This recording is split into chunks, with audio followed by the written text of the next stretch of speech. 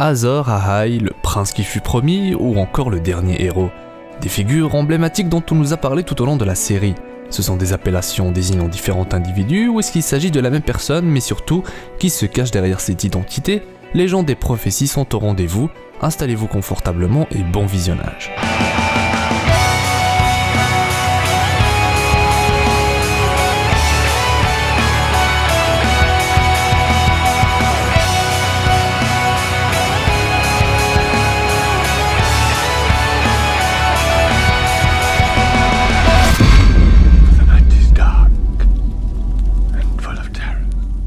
Il y a 3 prophéties majeures dans l'univers de Game of Thrones. Les 3 autour d'un personnage qui devrait être le seul capable de sauver le monde. On retrouve celle du dernier héros dans le nord de Westeros, celle du prince qui fut promis chez les Targaryens, et enfin Azor Ahai chez les adeptes du Seigneur de la Lumière, en sachant que ces derniers parlent également du prince promis. Si vous n'êtes pas familier avec ces légendes et prophéties, je vous résume rapidement ce qu'il en est, les grandes lignes, plus précisément ce qu'il faut retenir. Que savons-nous alors à propos de ces personnages presque légendaires? Le dernier héros serait parti en quête des enfants de la forêt avec 12 compagnons pour sauver les hommes contre les marcheurs blancs. Son voyage dure plusieurs années, jusqu'à ce qu'il soit sauvé par les enfants de la forêt. Seul survivant de son groupe, on raconte qu'il aurait gagné contre les marcheurs à l'aide d'une arme en ver dragon. Pour Azor Ahai, ainsi que le prince qui fut promis, Mélisandre nous en parle tout au long de la série, ce qui fait que c'est un peu plus détaillé et surtout sa prophétie est claire. Quand Seigneur à l'étoile et que les ténèbres se regrouperont, Azor Ahai renaîtra parmi le sel et la fumée pour réveiller les dragons de la pierre. A noter que le nom d'Azor Ahai est souvent utilisé pour désigner celui qui sauva le monde durant la première invasion il y a des centaines et des centaines d'années, et que le prince qui fut promis désigne quant à lui sa réincarnation. Dans l'ensemble, les deux appellations désignent la même personne. On sait également qu'Azor Ahai aurait forgé son épée d'une manière assez spéciale. Il y travailla pendant 30 jours et 30 nuits jusqu'à ce que l'épée soit terminée. Cependant, quand il l'a tempérée dans l'eau, l'épée se brisa. Il n'était pas du genre à abandonner facilement, alors il a commencé à en fabriquer une autre. Cette fois-ci, il lui a fallu 50 jours et 50 nuits pour fabriquer une épée. Encore mieux que la première. Il captura un lion et plongea l'épée dans son cœur. Une fois de plus, la lame n'a pas tenu et fonda aussitôt. La troisième fois, avec une volonté de fer, il savait à l'avance ce qu'il devait faire pour terminer la lame. Il y travailla une centaine de jours et nuits jusqu'à ce qu'il ait terminé. Cette fois-ci, il appela sa femme et lui demanda de mettre à nu sa poitrine. Il plongea son épée dans son cœur. Son âme se combina avec l'acier de l'épée, créant ainsi Illumination, Lightbringer, l'épée rouge des héros. Toutefois, un point très important doit être souligné et ça concerne Rhaegar Targaryen, qui premièrement était très attaché aux légendes et prophéties en tout genre et aurait fait d'énormes recherches dans ce domaine. Il en était arrivé à la conclusion qu'il était lui-même le prince qui fut promis, jusqu'à ce que finalement, lui et bien d'autres crurent qu'il s'agissait de son fils Aegon, le fameux prince des prophéties.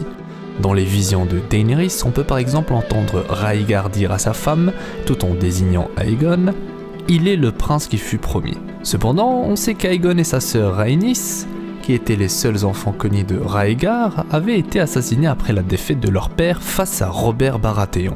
Et c'est bien plus tard qu'on va découvrir que Rhaegar avait un troisième enfant, caché par Ned Stark, le faisant passer pour son bâtard, l'enfant caché de sa liaison avec Lyanna Stark, la sœur de Ned.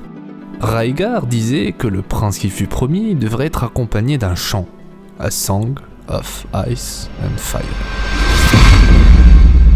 You know nothing, Jon Snow. A Song of Ice and Fire pourrait faire directement allusion aux parents de Jon.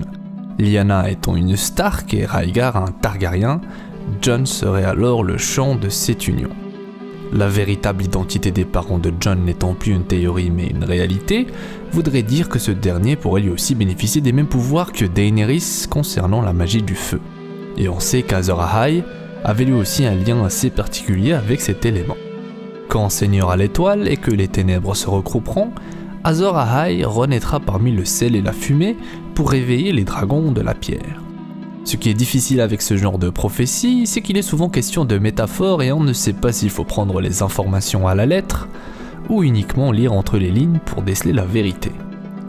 L'épisode qui montre la naissance de Jon a fait couler beaucoup d'encre et de multiples théories virent le jour. La plus logique d'entre elles et surtout la plus visible concrètement est celle qui explique la première partie de la prophétie qui nous dit quand saignera l'étoile.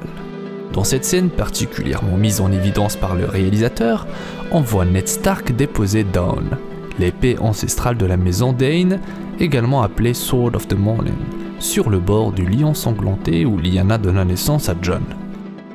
Le focus sur le sang ainsi que l'étoile gravée sur l'épée pourrait donc signifier cette partie de la prophétie, surtout quand on sait que l'épée en soi est assez particulière, on dit qu'elle serait forgée à partir d'une étoile déchue, probablement une météorite. Une épée presque légendaire, avec une grande symbolique outre sa création. Nous la montrer n'a aucun sens, si ce n'est donner sens, et oui je me répète, si ce n'est donner sens à la prophétie, ce qui paraît après tout assez logique après le visionnage de cette scène. Après tout, l'épée elle-même est ensanglantée puisqu'elle vient d'être utilisée pour tuer tous les compagnons de Ned Stark.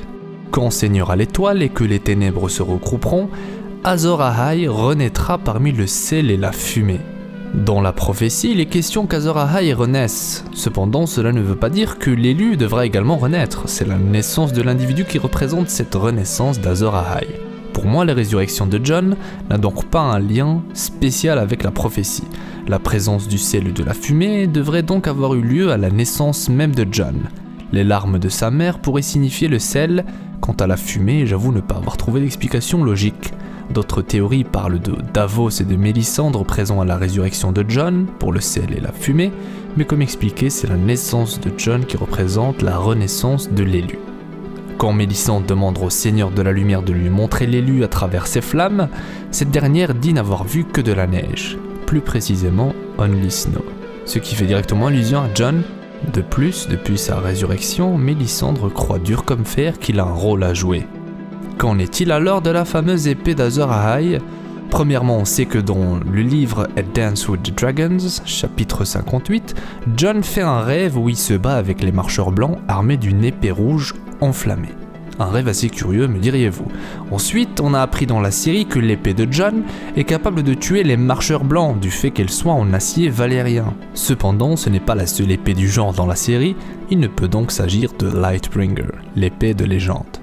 Que ce soit le dernier héros ou Azor Ahai, il est question de sacrifice comme expliqué en début de vidéo. Pour Azor Ahai, celui de sa femme, pour créer la fameuse épée, il pourrait en être de même pour Jon, surtout si on le prend pour responsable de la mort d'Ygritte, mais ça reste assez confus et je n'aime pas spécialement cette explication.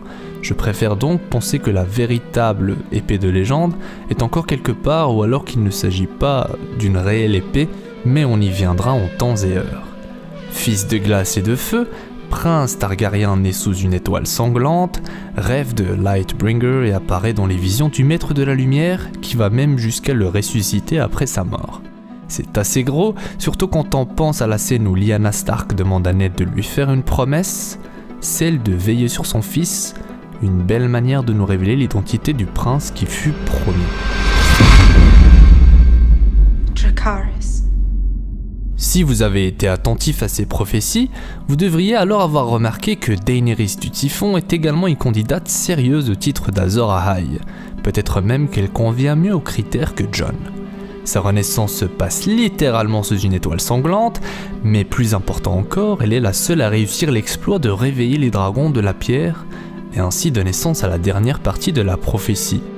De plus, Aemon Targaryen dira de Daenerys qu'elle est The One et que les dragons le prouvent, après que Sam lui a raconté les rumeurs sur Daenerys et ses dragons. Comme quoi, George R.R. Martin aime semer le doute et c'est tout à son honneur puisque certaines personnes parlent même d'autres prétendants au titre d'Azor Ahai, comme Jaime Lannister, Tyrion ou encore Jorah Mormont. Bon, j'avoue le dernier je l'ai inventé, mais tout ça pour vous dire qu'il est difficile de trancher entre Jon, Daenerys ou un autre personnage quel qu'il soit. Ce qui est sûr, c'est que le prince qui fut promis ne désigne pas spécialement un homme comme nous l'explique Missandei suite à la rencontre de Daenerys et Mélisandre. Dans le cas de figure où Daenerys est la réincarnation d'Azor Ahai, n'étant pas une guerrière, ces dragons pourraient faire office d'armes. Ce qui voudrait dire que la prophétie concernant l'épée n'est pas à prendre à la lettre. L'épée enflammée pourrait signifier le souffle d'un dragon, et les défaites de Daenerys pourraient correspondre aux échecs d'Azor Ahai durant la forge de son épée. La première en mer face à la flotte d'Euron Greyjoy, la deuxième à Casterly Rock face aux Lannister. Comme durant la création de Lightbringer, l'eau et le cœur du lion conviennent parfaitement aux deux échecs, l'un en mer et l'autre chez les Lannister. Le souci que j'ai avec cette partie de la théorie, c'est que si mon explication concernant l'épée est correcte, cela voudrait dire que ce ne sont pas uniquement les dragons qui représentent l'épée légendaire, mais Daenerys elle-même. Daenerys et Jon étant tous les deux très impliqués dans la résurrection d'Azor Ahai, me font penser que le dernier héros pourrait en réalité s'agir de plusieurs personnes, et dans ce cas, à la fois Jon et Daenerys. Soit étant deux parties distinctes d'Azor Ahai, soit l'explication que je préfère le plus, la plus logique, Jon serait le prince qui fut promis, Azor Ahai, et Daenerys son épée, Lightbringer. Ce qui m'a fait penser à cette possibilité, c'est la légende de la création de l'épée. À la troisième et dernière tentative, l'âme de Nissa Nissa, la femme d'Azor Ahai, fut combinée avec la lame créant ainsi l'épée légendaire. Du coup, techniquement parlant, Azor Ahai n'était pas le seul à combattre les marcheurs blancs, sa femme était à ses côtés. La légende du dernier héros appuyant le fait que c'est grâce à son épée qu'il a vaincu.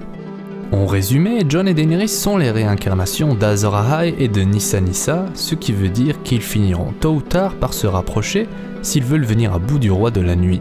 Cependant, je ne pense pas qu'il y ait besoin d'un quelconque sacrifice pour enflammer la lame de Jon. Comme pour Azor Ahai et Nissa Nissa, l'armée de Daenerys ainsi que ses dragons devraient suffire pour aider Jon, qui lui sera muni de son épée en acier valérien capable de terrasser les marcheurs blancs, surtout s'il apprend lui aussi à enflammer sa lame, car oui, il s'agit d'une technique qui s'apprend, ce qui va me permettre de vous parler d'un de mes personnages préférés de la série.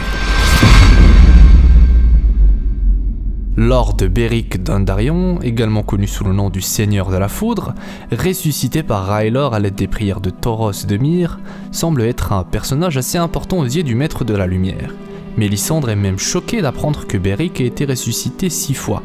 Ce dernier lui répond simplement que le Maître de la Lumière a des plans prévus pour lui et donc en a besoin vivant. Quoi de mieux alors que d'apprendre à Jon comment enflammer son épée, car Beric semble maîtriser cette magie qui lui a probablement été enseignée par Thoros de Myr, prêtre du Maître de la Lumière.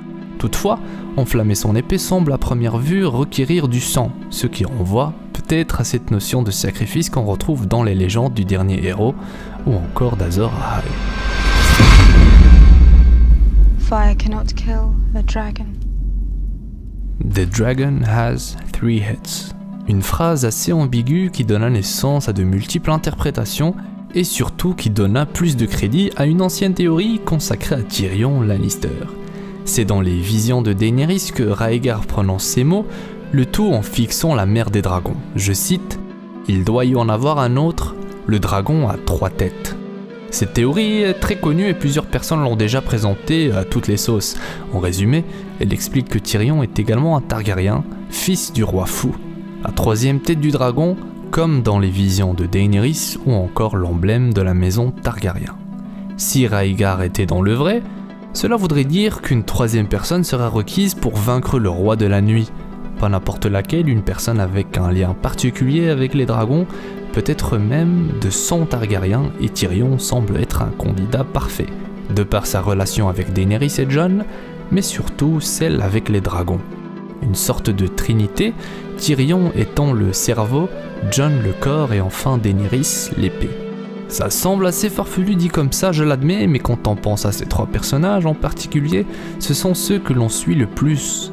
Et surtout, ils sont les plus importants de la série, avec, rappelons-le, un taux de survie hallucinant vu les événements dans lesquels ils évoluent, en sachant que l'univers n'hésite pas à punir n'importe quel personnage, qu'il soit important ou pas. Ce sont en quelque sorte les personnages principaux de l'œuvre. Personnellement, je reste fidèle à ma théorie concernant Jon étant Azor Ahai et Daenerys son épée, Lightbringer. La fin de la série approche et on aura bientôt le fin mot de l'histoire. Et bien voilà, j'espère que cette vidéo vous aura plu, n'hésitez surtout pas à me donner vos avis concernant tout ça dans les commentaires. Comme pour la vidéo consacrée à Bran, si j'ai présenté toutes ces théories, c'est avant tout pour en débattre avec vous, et j'avoue être curieux de savoir ce que vous en pensez. Toutes les sources sont dans la description, quant à moi, je vous dis à la prochaine, c'était Aerosef pour vous servir.